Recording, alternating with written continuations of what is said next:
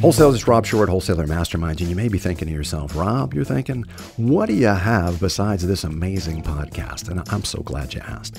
Wholesaler Masterminds has an assortment of product and services all designed around the art, science, and lifestyle of wholesaling. As an example, we have coaching services designed to help you power wash your practice, whether you have 2 years or 22 years. We'll offer you speaking live engagements at divisional or national sales meetings. Our scheduling service has dedicated professionals trained in the art of getting you more appointments, Wholesaler Masterminds Schedulers. Our Speakers Bureau brings you amazing speakers and processes to get better return on investment out of those speakers. And finally, our partnership, our newest partnership with Allego. If you have Allego and want to get the Wholesaler Masterminds channel on your Allego platform, please let us know. Wholesaler Masterminds, happy to bring you this podcast and so much more. Wholesaler Masterminds, the art, science, and lifestyle of wholesaling. Have you seen the most recent survey that we did? The 2017 State of Wholesaling Survey at Wholesaler Masterminds? If you haven't seen it, jump out to the website. We're releasing the survey results one question at a time. But you may not have clicked on the census data. The census data that spoke to the average age and tenure and what products the wholesalers that responded to the survey sold. And there were 847, to be exact, respondents to the survey. And one of the questions that we asked was, what areas of improvement do wholesalers believe that they need to make over the course of the next 3 years? And the number 2 ranked area of improvement, with 47.8% of wholesalers weighing in, was follow-up process.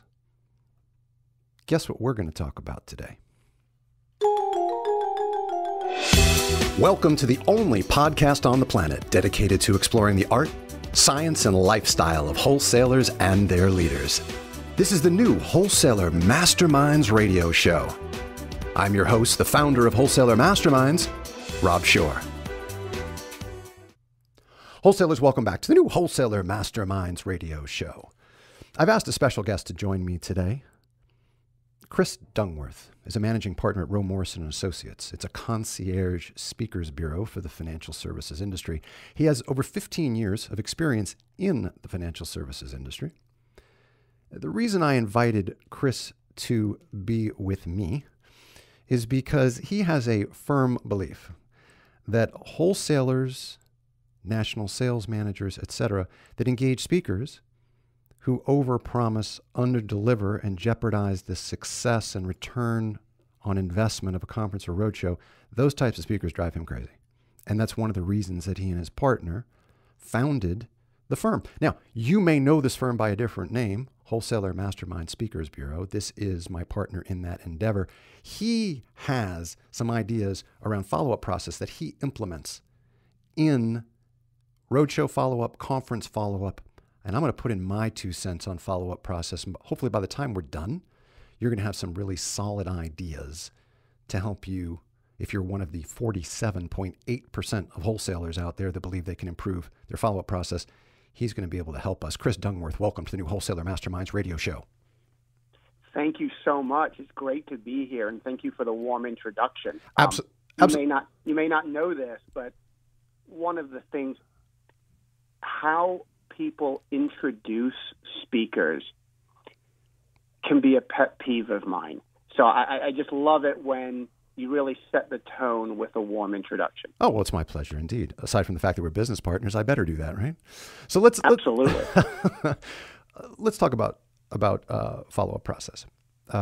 So I mentioned the survey, and I also know from my coaching work, anytime a wholesaler calls to investigate coaching, it's one of the highest profile items that folks want to talk about is follow-up process. You have a story that you were relating to me just yesterday about your former employer.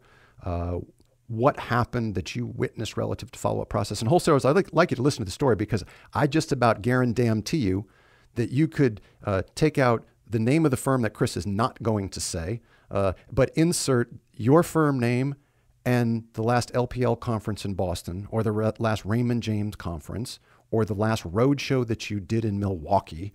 Listen, Chris, tell me the story. What happened? Yeah, so about 10 years ago, like a lot of companies, we were doing due diligence meetings. So, we're bringing in about 100 advisors or so across the country for a Thursday, Friday meeting. We have our CEO speaking. We bring in some keynote speakers. We take them out for dinner. And everything is going extremely well. At the end of the meeting, we did that instantaneous survey. And consistently, we were getting 97% great feedback, amazing feedback. So everybody was loving the show. Everybody's loving the show, and we're going into the weekend feeling great about ourselves. Well, what would happen is 12 weeks later, we would really be measuring the results, and what we found is the sales lift was not there. So those advisors that were coming in, and in many cases, they were more prospects than current producers. And instead of going back to their offices and start writing with us, they would continue to write with their current distribution company. With the lovely pen that you gave them at the meeting, of course. Absolutely, yes. And so I really started to kind of dig into this, and I came up with 3 reasons as to why we failed, if you will, in terms of getting the lift that we expected based on the money that we spent. All right. Well, let's nibble around these 3, and let's leave some room to kind of toss them around a bit. What's the first one?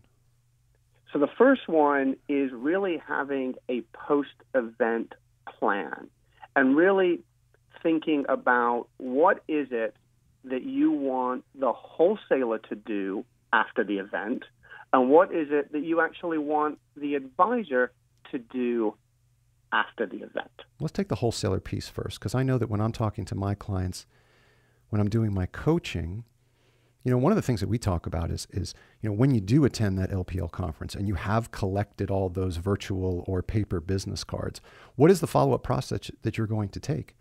What are you going to do to follow up with that individual via email, via snail mail, via voicemail, internal wholesaler, external wholesaler, and how is it going to be spaced out over a continuum of time so you can actually lever up that encounter? And sadly, so many wholesalers don't do that. So what are your recommendations there? Well, let me go to actually the second and third point, because I think that will help answer your question. Okay. So the second thing that I realized is we never trained the wholesaler ahead of the conference. And what I mean by that is this. If you're bringing in outside speakers, frankly, if you're going to have your CEO present, wouldn't it be helpful for both the internal and the external to know what they're presenting on ahead of time, to know how to then take that information and follow up post-event? Because a lot of times at these due diligence meetings or these conferences, not every wholesaler even gets to attend. Yeah. So you can have a scenario where you have an advisor who has attended this event. The wholesaler has not gotten any pre-event training. They're not at the event, and now there's an expectation of them to follow up. Well, they're going to walk into that advisor's office, and what are they going to say? They're going to say, "Did you enjoy the event?" And that's not going to help drive the sales process. I was going to say, and that's the breadth of the conversation, right? How did you enjoy the conference? Oh, it was great. You guys brought in a great speaker. Oh, I'm glad you enjoyed him. Let's talk about something else. Exactly. And that then ties into the third point, which is you've got to create a call to action. So what does that call to action look like? And we've really termed this the ethical bribe. And the call to action for the advisor is, what is that speaker going to talk about that when the advisor gets back to his or her office, they can take immediate action on to help grow their business? And it's got to be a tangible deliverable. So none of this great speaker giving the advisors a number of great points where the advisor has to write it down. It has to be a tangible, hand out. The only way to get this deliverable is for the wholesaler to then deliver it.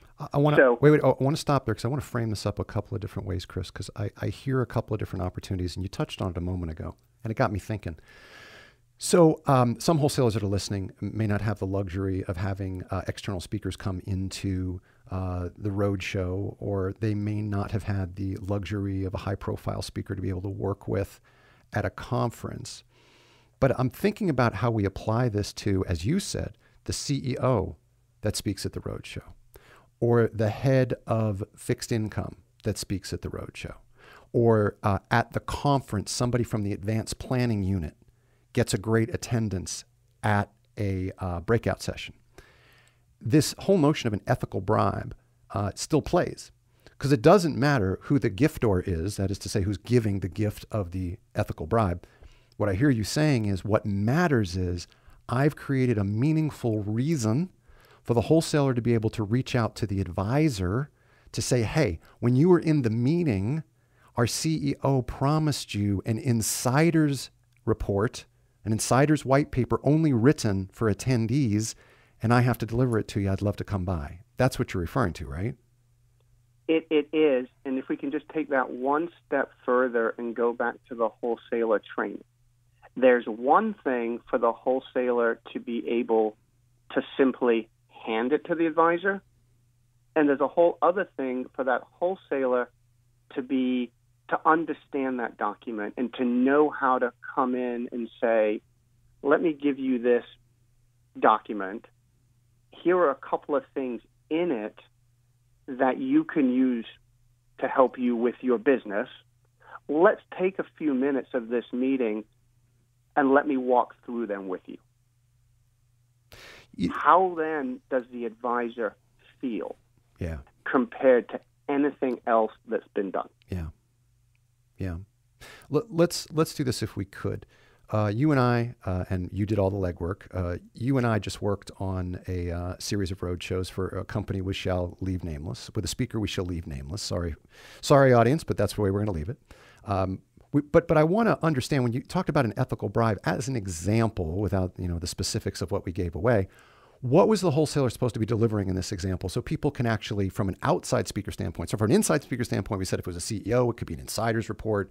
If it was advanced planning, maybe it was a special piece of software that was only available if I delivered it to them. I'm riffing. I don't know if that's a realistic expectation. But for this speaker that we worked with that did that series of gigs, what was the ethical bribe?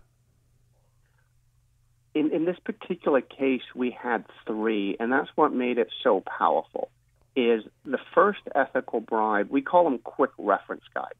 And I think that this is really important because when you have a speaker, again, presenting, you want the advisor to be able to take immediate action. And the quick reference guide generally needs to be either a one-pager or a series of one-pagers that can be put into a workbook that the speaker will stand up and literally show the audience, the advisor, this workbook. And in order to get it, we're going to have the wholesaler come by and deliver it to you. And what happens is when the speaker does a great job, the advisor wants to get that workbook because they can see the connection between the presentation, the workbook, and how they're going to use it to help them grow their business. Mm-hmm. So wholesaler delivers that. Then what we did is we actually created a series of 3 webinar videos. So now as an advisor, they can do even more. If they want to go out and take 15 or 20 minutes on a webinar video, which the wholesaler can email them, the internal or the external can email it to them, and again, follow up. We then had another quick reference guide that went along with the videos. So what we really did here is we took one day where a wholesaler brought out a speaker, and we gave a minimum of 6 weeks of relevant follow-up, all designed to help the advisor grow their business and to help the wholesaler build a stronger relationship with the advisor to ultimately create reciprocity. Mm-hmm. Yeah, I love, I mean, wholesalers, I use ethical bribes all the time. Hell, you go to the website, you'll get a business plan if you give me your email address. I mean, that is an ethical bribe. So I love this idea, and I love the idea of having a prescription for what's supposed to happen after the event. And listen, wholesalers, it could be as intricate as your involvement with a speaker and a implementation assistance from someone as adept as Chris, if you're working with the firm to bring that speaker out. But the place that I want to inspire you to get to is, you next time you go to a conference, and at that conference, fill in the blank here with the name of the person that's speaking on behalf of your firm. What about if you insisted that you knew what that person was going to speak about? What if you were able to know what that person was going to speak about so you could tease it in advance? Not give it away, all the content, but tease it in advance in the pre-work that you do that helps get advisors to attend the breakout session. And then what would happen if, again, there was that ethical bribe, whether it's that advanced planning software, whether it's the CEO's insider report that I alluded to, that would inspire the advisor to want to have any interaction with you after the fact. And then, just as Chris suggests, this 6-week opportunity for quick reference guides as well as videos, et cetera. It doesn't need to be as elaborate as that if you're putting it together yourself. It's simply you have a prescription after the event of what's supposed to take place. When is it supposed to trigger? One on top of the other. One goes out day after the conference. One goes out 3 days after the conference. One goes out 7 days after the conference. One goes out 10 days after the conference. The first one is sent by me. The third one is sent by my internal. The fifth one is sent by me, etc. That you have a prescription for this preordained so that you never again walk out of a roadshow, a conference, a setting where in your heart of hearts you've just touched a whole bunch of advisors and that you have failed in the past to do effective follow-up process.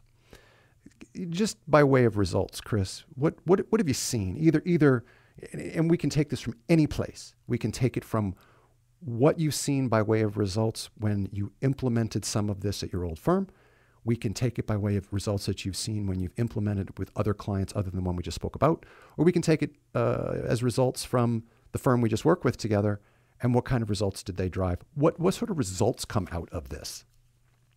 Let me start with feeling results, because I think that this is an important one and it's an immediate one. When we did this roadshow and a few other roadshows that we've worked on recently, when the advisor has left the meeting, they are feeling amazing. And the reason they're feeling amazing is because you've brought in a speaker to really add value. You have not, and I repeat, you have not spent more than maybe 2 minutes talking about product. So you've dedicated the entire meeting to them in a way that they're now leaving going, wow, this is really going to help me. So that's the first thing that has to happen. Then what has really happened from a result, the activity, which is really what our goal is from a roadshow or from a conference. Our goal is to create that one-on-one meeting. And we have been extremely successful. I would say over 80% of the attendees have been willing to have a one-on-one meeting, including hard-to-get corner office prospects that in the past have not been willing to meet with the wholesaler. So that's kind of step number 2. So we go feeling, we go activity, and then we go actual premium results. And we have seen a lot of tickets, and we've seen a lot of large tickets come in because, again, it all goes back to reciprocity. Mm-hmm. And that's making sure, of course, that all of your ducks are lined up. Those results, those 80% appointment results do not happen unless everything else aligns relative to the pre-event plan, what's happening at the event, the ethical bribe, the post-event follow-up. All of those things need to be hammered down. that result in the 80%. Fair statement? Absolutely. Absolutely. It is a very deliberate process that is used.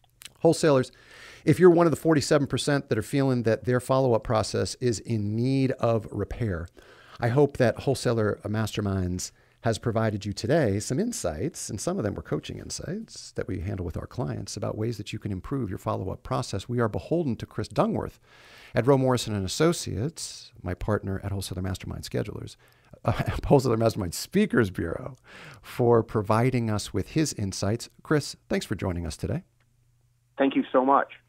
Wholesalers, if you want more information about Wholesaler Masterminds Speakers Bureau, if you're thinking that some of these ideas should be and could be applied to a roadshow, to a complex meeting, to a conference, where you know you need to bring some additional firepower and as a result get some excellent returns from that investment, please reach out to us. info@wholesalermasterminds.com, info@wholesalermasterminds.com. We'll connect you with Chris. He'll get you hooked up, and come back next time for another episode of the new Wholesaler Masterminds radio show. You'll find all of our content at wholesalermasterminds.com, and the podcast can be found at iTunes, Stitcher, and Google Play.